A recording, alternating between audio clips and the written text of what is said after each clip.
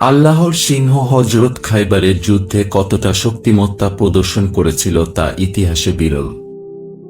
আজও ওই যুদ্ধের স্মৃতিতে পৃথিবীর বুকে যত মুসলিম দেশ আছে, ইরান থেকে শুরু করে সৌদি আরব ও মিশর, তারা প্রত্যেকে বড় বড় বোমা এবং মিসাইলের নাম আলীর নাম অনুসারে রাখে।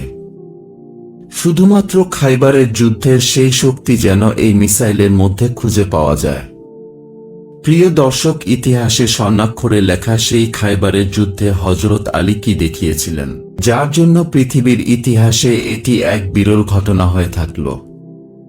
ইতিহাস থেকে পাওয়া যায় সপ্তম হিজরিতে খাইবারের ইয়াহুদিরা পরিকল্পনা করে তারা অতর্কিতভাবে মদিনা আক্রমণ করে। কে নৃশংসভাবে তারা হত্যা করবে। খাইবার মদিনা থেকে মাত্র ৮০ মাইল দূরে ছিল, আর খাইবারের বাজারের উপরে ইয়াহুদিদের কর্তৃত্ব ছিল। এটি ছিল তৎকালীন সময়ে সবচেয়ে বড় ব্যবসায়িক প্রাণকেন্দ্র। খাইবারের দুটি শক্তিশালী ইয়াহুদি গোত্র বনু গোফতান এবং বনু কুরাইজা সম্মিলিতভাবে ১০,০০০ সেনার এক শক্তিশালী যোদ্ধা বাহিনী গঠন করে। প্রিয় দর্শক, খাইবার এমন এক দুর্গ যেই দুর্গে যুদ্ধ করে হযরত ওমর প্রথমেই ব্যর্থ হয়ে ফিরে এসেছিলেন। প্রথম মুসলিম বাহিনীর পতাকা দিয়েছিলেন হযরত ওমরের হাতে। নিতান্তই মুসলিম বাহিনীর সদস্য সংখ্যা ছিল মাত্র ২,০০০। কিন্তু মুসলিম সদস্য বাহিনী শুরুতেই কিছু অ্যাডভান্টেজ পেয়ে গেছিল। ইতিহাস বলে এই নগণ্য সদস্য সংখ্যা মুসলিমদের সুবিধা করে দিয়েছিল। স্বল্প সংখ্যক হওয়ার কারণে মুসলিম বোন নির্বে এবং দ্রুতবেগে খাইবারের দিকে মাত্র ৩ দিনের মধ্যে অগ্রসর হয়ে আকস্মিকভাবে নগরীতে প্রবেশ করতে পেরেছিল, যার কারণে ১০,০০০ সেনার বিশাল বাহিনী থাকা সত্ত্বেও মুসলিমদেরকে নিজেদের ভিতর থেকে চিহ্নিত করে সুবিধা করতে পারছিল না ইয়াহুদি গোত্র। প্রথম মুসলিম বাহিনীর পতাকা দিয়েছিলেন হযরত ওমরের হাতে। তিনি একদল সৈন্য নিয়ে অগ্রসর হলেন, কিন্তু বিজয় অর্জন করতে পারলেন না। তিনি ব্যর্থ হয়ে ফিরে এলেন। এরপর হযরত আবু বকর আনহু এর নেতৃত্বে মুজাহিদদের পাঠালেন। তুমুল যুদ্ধ হল, কিন্তু তিনিও ব্যর্থ হয়ে ফিরে এলেন। তারপর আবার হযরত শূন্য সমন্ত নিয়ে গেলেন, প্রাণপণ যুদ্ধ করলেন, কিন্তু এবার দুর্গ অজয় রয়ে গেল। তারপর রাসূল সাল্লাল্লাহু আলাইহি ওয়াসাল্লাম এই সংবাদ শুনে বললেন, আগামীকাল আমি এমন একজন বীরের হাতে পতাকা তুলে দেব, যে ঘুরে ঘুরে শত্রুর উপর হামলা চালায় এবং সে পলায়ন করে না। আল্লাহ এবং তার রাসূল তাকে ভালোবাসে এবং সে আল্লাহ ও রাসূল সাল্লাল্লাহু আলাইহি ওয়াসাল্লামকে ভালোবাসেন। আল্লাহ তাকে বিজয় না দেওয়া পর্যন্ত সে ফিরে আসবে না। হযরত আবু বকর ও হযরত উমরের বাসনা ছিল আল্লাহ ও তার রাসূল বিশেষ প্রিয়তম ব্যক্তিটি তাদের যে কেউ একজন হবেন। হযরত বিনীতভাবে এসে সামনে দাঁড়ালেন, যাতে দৃষ্টি তার উপর পড়ে একজন মুমিনের কাছে। এর প্রিয় হওয়ার চেয়ে লোভনীয় আর কি হতে পারে? যে কাজটি করলে আল্লাহ এবং তার রাসূল সাল্লাল্লাহু আলাইহি ওয়াসাল্লাম তাকে ভালোবাসবেন, সেই কাজটি করতে কে না এগিয়ে যেতে চায়? সাহাবীরা কখনো কেউ নেতৃত্ব লোভ করতেন না। হযরত এরও লোভ ছিল না, কিন্তু সেই দিন তিনি নিজেই নেতৃত্ব পাওয়ার লোভ করেছিলেন। কেননা এই নেতৃত্বের মধ্যে লুকিয়ে আছে রাসূলের ভালোবাসা, আল্লাহর ভালোবাসার গ্যারান্টি। এটি ছিল সেদিন যেদিন নিজের পবিত্র মুখে ঘোষণা করেছিলেন, যে ব্যক্তি পতাকা হাতে নিবে সে হবে আল্লাহ ও তার রাসূল সাল্লাল্লাহু আলাইহি ওয়াসাল্লামের প্রিয় ব্যক্তি। বিজয় অর্জিত না হওয়া পর্যন্ত সে ফিরে আসবে না। এটি 4টি কানি খুশির কথা নয়, এত পরম চাওয়া আর শ্রেষ্ঠ আনন্দের, পরিপূর্ণ সফলতার ঘোষণা। সবাই দারুণ আগ্রহ আর উত্তেজনায় রাত কাটালেন। সবার মন আনচান করছে, সকালে কার হাতে পতাকা দিবেন। না ডাকলেন আবু বক্করকে, না ডাকলেন হযরতকেও ডাকলেন না, রাখলেন ছেড়ে ক্ষুধা। হযরত তখন চক্ষু রোগে মারাত্মকভাবে আক্রান্ত, চোখে ভালো করে দেখতে পাচ্ছিলেন না। তারপর তার চোখে এবং মুখে নিজের পবিত্র থুতু মুবারক দিলেন। তারপরেই সঙ্গে সঙ্গে তার চোখ রোগমুক্ত হয়ে গেল।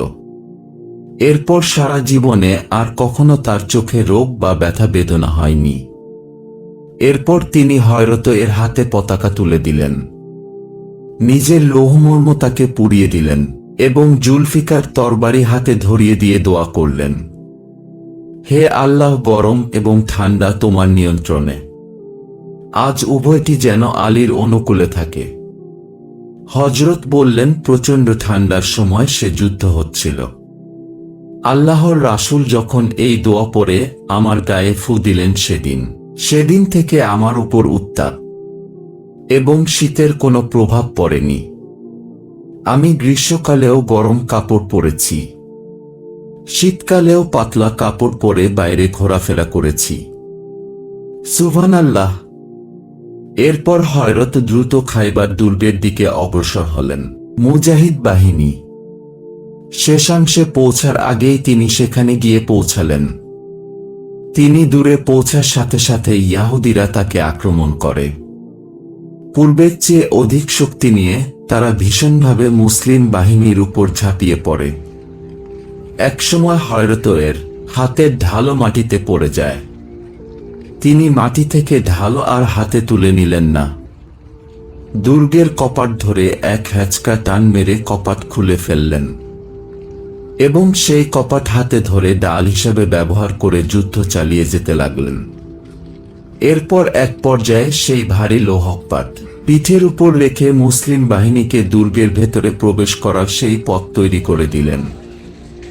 ইতিহাস বলে আলীর পিঠে যে লৌহকপাট ছিল তার ওজন বর্তমান সময়ে কম বেশি 40 মনেরও অধিক, এবং তিনি পিঠের মধ্যে সেই দরজার কপাট রেখে দুর্গের ভেতরে যে মুসলিম সৈন্যবাহিনীদের ঢুকতে দিলেন।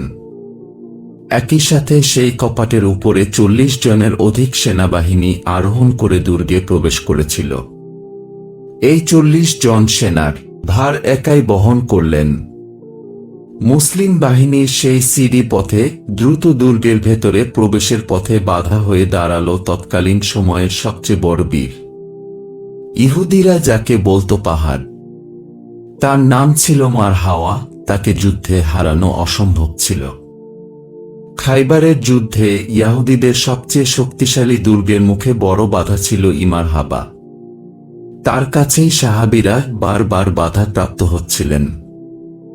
এবার হযরত আলী যখন বীর দর্পের সামনে এসে দাঁড়ালেন তাকে প্রতিহত করার জন্য ইহুদিদের অন্যতম দল প্রধান এবং অভিজ্ঞ যোদ্ধা তৎকালীন সময়ের শ্রেষ্ঠ বীর মারহাবা তার সাথে দেখা করল। মারহাব বলে উঠল, খাইবার খুব ভালো করে জানে হে আলী, আমি মারহাব, যার অস্ত্র ক্ষুরধার ও যুদ্ধের জন্য পরীক্ষিত। কখনো আমি বর্ষা দ্বারা বিদ্ধ করি, কখনো আবার তরবারির দ্বারা আঘাত করি। যখন আমার অগ্নিসম ক্রোধ সিংহের মতো খেপে ওঠে তখন আমি কাউকে রেহাই দিই না। হে আলী, তোমার মতো এক পরিশুদ্ধ যুবককে হত্যা করে আমি হাত রঞ্জিত করতে চাই না। তখন বললেন, আমি সেই ব্যক্তি যাকে আমার মা আদর করে ডাকত হায়দার, যার অর্থ সিংহ, যার উপমা বন্য সিংহের মতো ভয়ঙ্কর। আমি দুশমনদের অবলীলায় হত্যা করি। এই কথা বলা মাত্র রাগান্বিত মারহাব প্রচণ্ড জোরে আঘাত করলেন হযরত উপরে। হযরত আলী রাদিয়াল্লাহু তাআলা আনহু তার হাতে থাকা সেই ভারী কপাট দিয়ে খুব সহজেই আঘাতকে প্রতিহত করলেন, কিন্তু দ্বিতীয় আঘাতের পর হযরত তরবারি দিয়ে মারহাবের মস্তক বর্ম দুটোই একসাথে 2 টুকরো করে মাথাচে ফেললেন এবং তার তরবারি মারহাবের দাঁতে গিয়ে ঠেকল। ইয়াহুদি পালোয়ান, তৎকালীন সময়ের সর্বশ্রেষ্ঠ বীর মারহাব জুলফিকার তলোয়ারের আঘাতে মাটিতে লুটিয়ে পড়ল, আর সাথে সাথেই ইহুদিদের শক্তিশালী দুর্গের মনোবল ভেঙে পড়ে গেল। তারা এদিক সেদিক পলায়ন করতে থাকল। খাইবারের দুর্গ বিজয় হল। দুর্গের ভেতরে ইহুদিদের পতাকার পরিবর্তে মুসলিম বাহিনীর কালেমা খচিত পতাকা পত করে উঠতে লাগল। বর্ণনা করেন, যুদ্ধের কাজ সেরে হযরত দুর্গের সেই ভারী লৌহকপাট অনেক দূরে ছুঁড়ে মারেন। আমরা 7 জন ব্যক্তি অনেক চেষ্টা করেও সেই লৌহ কপাটটি একটুও নাড়াতে পারিনি। এই ঘটনা আমাদের জাতীয় কবি নজরুল ইসলামের ভাষায় মূর্ত হয়েছে। কবি নজরুল বলেন, খাইবার জয়ী আলী হায়দার, জাগো জাগো জাগো আবার, দাও দুশমন দুর্গ বিদারি, দুধারি জুলফিকার। এসো হে শেরে খোদা, ফিরিয়ে আরব তোমায় ডাকে, তন্দ্রমুবনে কর কর হুঁশিয়ার, আল ব্রজের চূড়া গুড়া করা গর্জ আবার হানো, বেহেশতি সাকিম মৃত এ জাতিরে দানো। আজ বিশ্বজি জাতি হে বেহুশ, দাও তারে নব কুয়াত ও জুস, এসো নিরাশার মরুধুলি উড়ায়ে, ঢুল ঢুল আসওয়ার। সুবহানাল্লাহ।